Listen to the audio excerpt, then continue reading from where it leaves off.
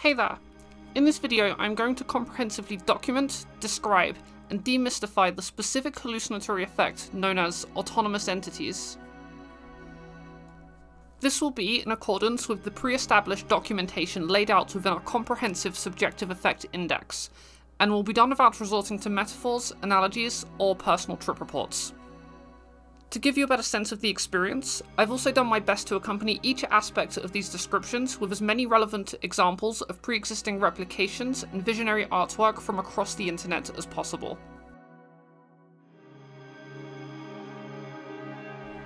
So as for the effect itself, an autonomous entity can be defined as the experience of perceived contact with a hallucinatory being that appears to be sentient and autonomous in its behaviour. This experience has a somewhat exalted reputation within the psychonaut community, and to a lesser extent mainstream culture in general.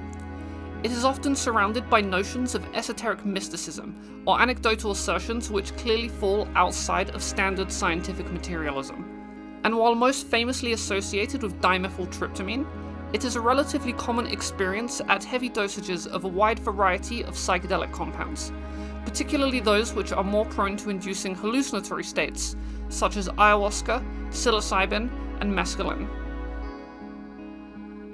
Now, in terms of their appearance and general presentation, autonomous entities and internal hallucinations in general are usually comprised from condensed psychedelic geometry. This is in a manner which can give them an incredibly complex, incomprehensible, and otherworldly aesthetic that is clearly demonstrated within the countless examples of visionary artwork shown here within this video. But as for the specific forms in which they present themselves, while they can include literally anything, certain archetypes are definitely present and commonly include humans, aliens, elves, animals, giant spheres, insectoids, beings of light, plants, cartoons, robotic machines, gods and demigods, biomechanical intelligences, anthropomorphic beings, jesters, demons, indescribable monstrosities, spirits, angels, shamans, fantastical or mythological beasts, abstract geometric forms, and many, many more.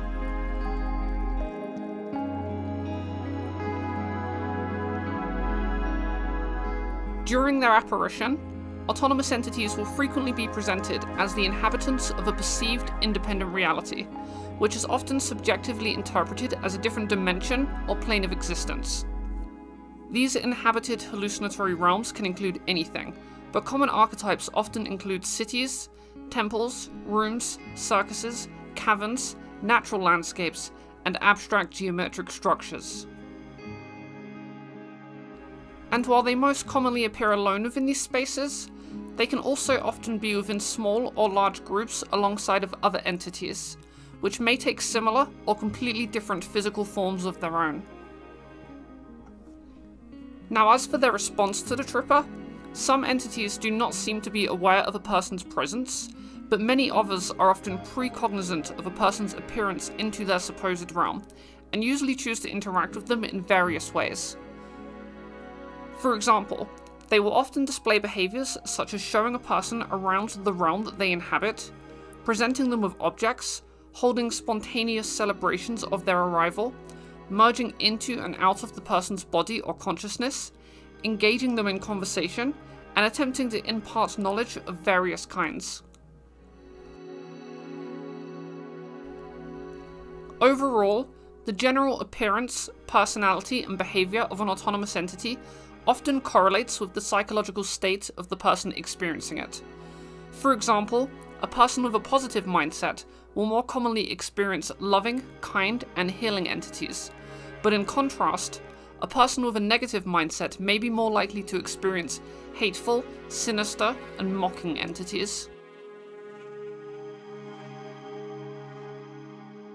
It's also worth noting that when experienced within the specific context of psychedelic compounds, autonomous entities are much more likely to manifest within internal hallucinations during high-level states, rather than within external hallucinations. This means that entity encounters primarily occur within an imagined environment that can typically only be viewed with closed eyes, similar to those found within dreams. So although psychedelic entities can sometimes still present themselves as seamlessly appearing within one's external environment as if they were physically present, for the majority of people it is generally a much rarer occurrence. Now, in terms of their overall visibility, presence, and clarity, entities can manifest themselves across 3 approximate levels of increasing intensity.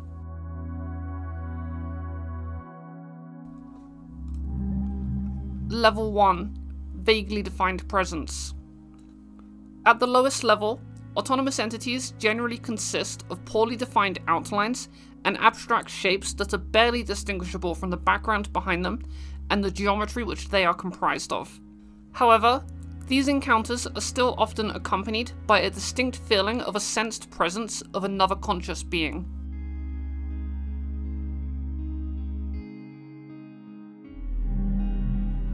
Level 2. Partially defined presence.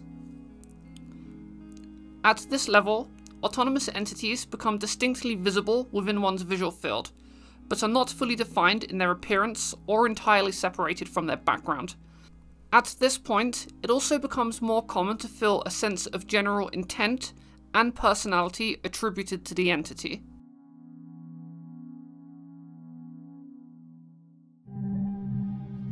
Level 3. Fully defined presence. At this level, the autonomous entities become distinct enough in their detail and vividness to extend beyond transparent or poorly defined manifestations. They are now capable of a completely convincing and photorealistic appearance, and their general behavior also becomes far more detailed and lifelike.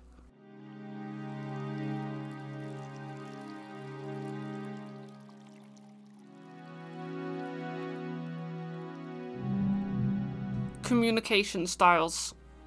Autonomous entities can communicate with a person through a wide range of different methods and styles.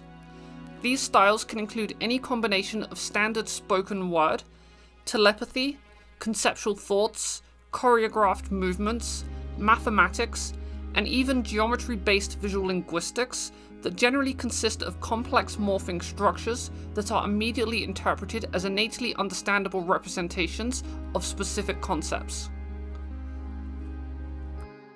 As for the content of their messages, entities will commonly provide insights regarding overcoming personal issues within a person's life, and will occasionally help clarify philosophical or spiritual ideas. In contrast, however, they are equally likely to speak in a cryptic or nonsensical manner that seems to have no clear meaning behind it. It's also important to note that autonomous entities can seemingly never convey truly novel information to the person experiencing them. For example, they cannot provide insights about the external world that a person did not already know on some level. Instead, they can only provide alternative perspectives and help build upon pre-existing ideas. This is presumably because autonomous entities do not have access to any knowledge not already contained within the tripper's conscious or subconscious memories.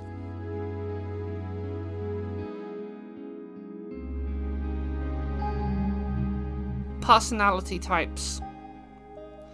As far as I can tell at least, autonomous entities will often embody at least one of a few approximate personality types that I have done my best at attempting to categorize. Although there is admittedly considerable overlap between them, these personality types can sometimes be identified primarily through a combination of their behavior, their appearance, and an innate sense of their character that is often felt during the interaction. These individual types are broken down and described within the following 4 approximate categories. Representations of characters. This personality type can be described as a seemingly sentient representation of any hallucinatory character that the brain has either spontaneously generated during the trip or was already aware of at a prior time. These entities can include newly hallucinated characters of any sort, people that the person has met in real life, people that the person is aware of as existing in the real world, or characters from fictional media. These entities will usually adopt an appropriate personality and set of mannerisms to fit the chosen character concept with an impressive degree of detail. An example of this might be meeting an insectoid mantis-like creature that is playing the role of a shamanic teacher and acting accordingly. Another might include meeting the hallucination of a deceased loved one or a currently living family friend.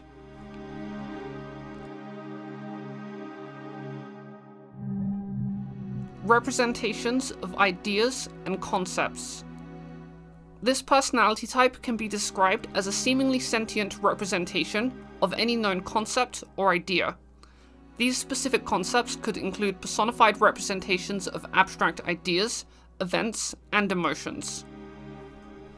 An example of this might be meeting a mocking jester that feels and acts as if it represents one's own insecurities. Another might include meeting a clockwork being that feels as if it represents entropy and the inevitable passing of time.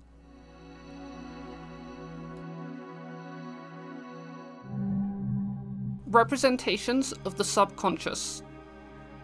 This personality type can take any visible form, but is subjectively interpreted as the autonomous controller behind the continuous generation of the details of the person's current experience. This entity is also often felt to simultaneously control one's current perspective, personality, and internally stored model of reality.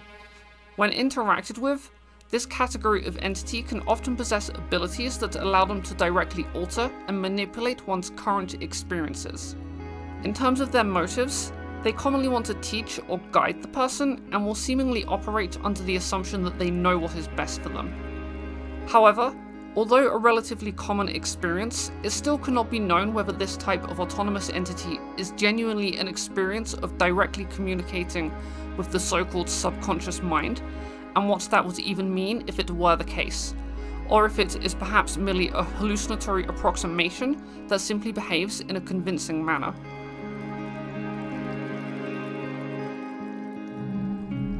Representations of the self. This personality type can be described as a direct copy of one's own personality. It can take any visible form, but when conversed with, it clearly adopts an identical vocabulary and set of mannerisms to one's own consciousness. This entity will often take on a similar appearance to oneself, but could theoretically take on any other appearance too. During this experience, there is also a distinct feeling that one's own consciousness is somehow being mirrored and duplicated into the hallucinated autonomous entity that is being interacted with.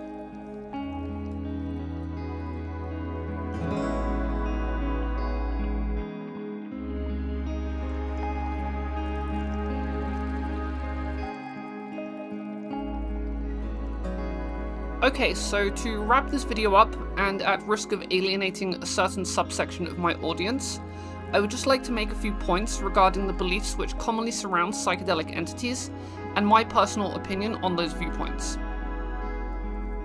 So within the psychonaut community, and DMT users in particular, autonomous entities are commonly viewed as one of the most captivating aspects of the psychedelic experience. They are often shrouded in esoteric mystery, to the point that a significant portion of the people who encounter them will go as far as asserting that these experiences are not simply fabrications of the mind, but rather beings from another world that exists independently of the human brain. This is a viewpoint that was originally popularized in mainstream culture by the likes of Terence McKenna, who famously theorized that the machine elves he encountered under the influence of DMT were either extraterrestrial in nature, interdimensional beings from a higher plane of existence, time-traveling humans from the future, or an arcology of souls that apparently includes both our ancestors and those who have yet to be born. As far as I can tell, the most common reasonings behind this viewpoint are that the experience of encountering these entities is often interpreted as feeling more realistic and well-defined than that of any sober experience the person has ever had. Alongside this, there is often a sense that the encounter itself is so incomprehensibly complex and otherworldly that there is simply no possible way that the human brain could generate such an experience on its own. In regards to this particular notion, it is then sometimes asserted that consciousness must be an antenna of sorts that receives either all or some of its subjective experiences from that of an unknown interdimensional source. Furthermore, the source of this received input is sometimes said to be adjustable depending on the person's brain state, with substances such as psychedelics simply tuning our consciousness into the analogous equivalent of a different radio station or TV channel. This is an idea that was once again further popularized by Terence McKenna, who was famously quoted as saying, "I don't believe consciousness is generated in the brain any more than television programs are made inside my TV. The box is too small." Now, while I can personally empathize with the reasons that some people may be drawn into these conclusions after the often earth-shattering experience of a DMT trip or of a high-level psychedelic experience, I do not personally believe that autonomous entities are anything more than the profound but ultimately hallucinated products of the subconscious mind. Instead, I am quite sure that they are simply the psychedelic equivalent of the various characters and beings that most people commonly encounter within their dreams.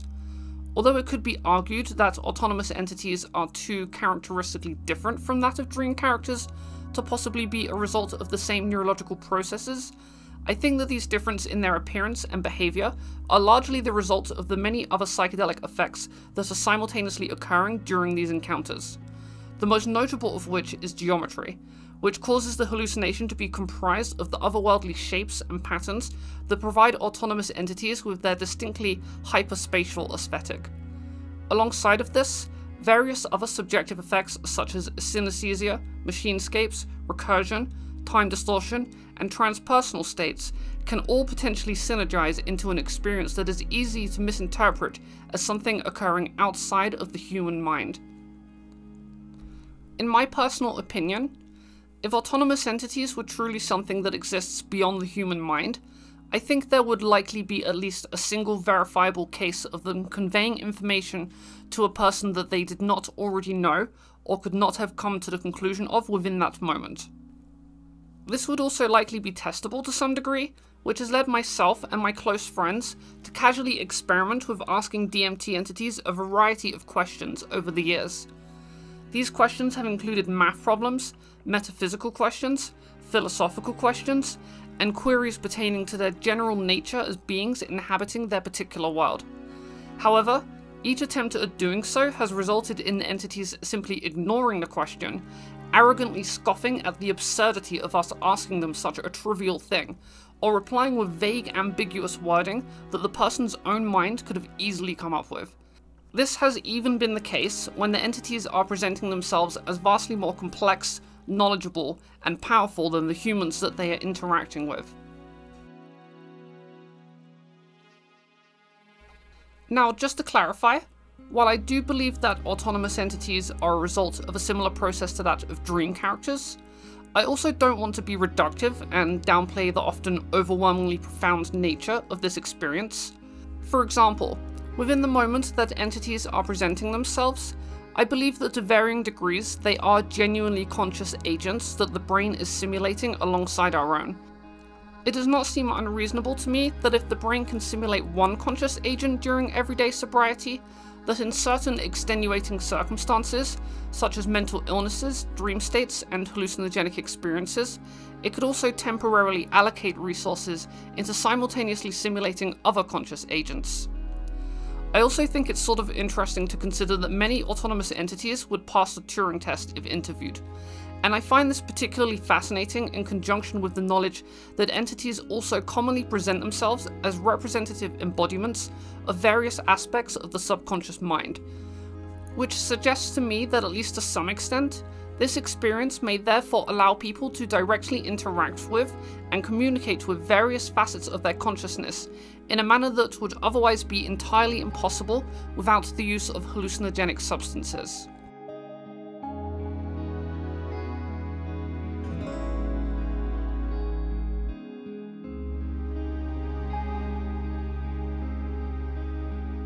If you've made it this far into the video, thanks so much for watching. I just want to thank all of the replicators and artists that helped create the content used here. If you liked what you saw, please go check out everyone's social media handles within the links in the description below. You'd probably also enjoy our website at effectindex.com and our subreddit at ourreplications. Also, while I'm here, if you're looking to join our community and contribute to the field of formalized subjective effect documentation, We do actually have a semi-private but very active Discord server, and we're always looking for more replicators, artists, creative types, programmers, developers, academics, etc. So if that's something you're interested in, feel free to send me a friend request on Discord at the username josikins#1066, and if you're a good fit, then I would love to invite you in. I'm definitely trying to turn this content into an ongoing series, and I fully intend to keep churning out more content like this to the best of my abilities. I pretty much have an endless amount of self-created and pre-written content that I'm really excited to export into various YouTube videos, so if you like this sort of stuff, then please consider checking out my Patreon, but if not, then no worries. Either way, thanks again for watching, and have a lovely day!